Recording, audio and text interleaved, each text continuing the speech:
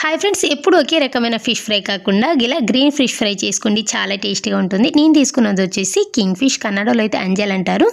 దీనికి మసాలా కోసం పచ్చిమిర్చి, పుదీనా, కొత్తిమీర, కరివేపాకు, కొద్దిగా అల్లం, కొద్దిగా వెల్లుల్లి, మిరియాలు, జీలకర్ర, అలాగే ఒక అరచెక్క నిమ్మరసం అంతే దీనికి కావాల్సింది. అలాగే ఒక స్పూన్ కోటింగ్ కోసం కార్న్ఫ్లోర్ ఒక స్పూన్ వేసుకున్నాను.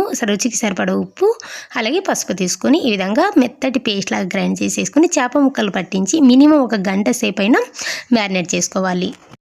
ఒక గంట తర్వాత స్టవ్ మీద ఒక ప్యాన్లోకి పెద్ద స్పూన్తో ఒక 2 స్పూన్ల ఆయిల్ వేసుకున్నాను. చాలా తక్కువ ఆయిల్లో ఫ్రై చేసుకోవచ్చు. ఆయిల్ కాస్త హీట్ అయిన తర్వాత మ్యారినేట్ చేసుకున్న చేప ముక్కలు వేసుకుని మంటను మీడియం ఫ్లేమ్లో పెట్టుకుని అటు ఇటు తిప్పుకుంటూ ఇవి కొంచెం కలర్ చేంజ్ అయ్యి క్రిస్పీగా అయ్యేంత వరకు ఫ్రై చేసుకోవాలి.